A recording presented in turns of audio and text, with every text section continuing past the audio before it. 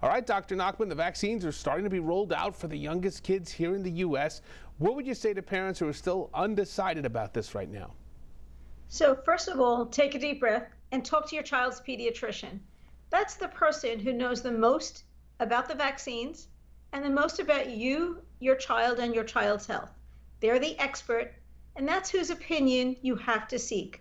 Going online or checking it out yourself might be a start of the conversation, but really the right person to ask is your child's doctor. Are there reasons why parents or maybe even doctors advising parents would choose Pfizer over Moderna, Moderna over Pfizer?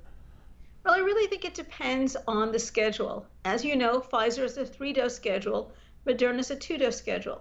It also depends, what are you doing this summer? How quickly do you need an antibody response?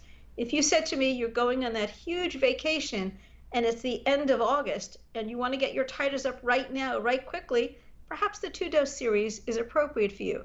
On the other hand, if you said, I need to know that I have a high titer going into October, maybe the 3 will work better for you. Start now, get dose 1, get dose 2 in 3 to 4 weeks, and dose 3 8 weeks later. That means your high titer antibody response will be in October, exactly when we expect to see our next surge of COVID variants coming through. What about kids who already had COVID once, maybe twice at this point? What's the recommendation there? The recommendation, backed up by science, is that a vaccine will boost their immune response. There's a wonderful paper recently published looking at adults with exactly that question. Who did best? Those who never had a vaccine and had COVID perhaps once or twice? Those who had vaccine only, or those who had vaccine plus COVID?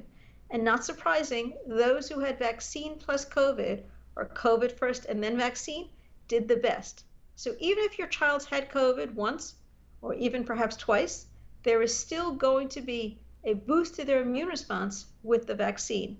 And as I said, that's important because we really think the fall and the winter is going to bring out a lot more illness to our young children.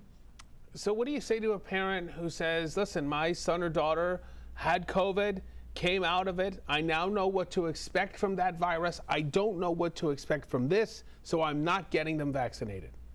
Well, unfortunately, as you know, every variant brings something just a little bit different to the table.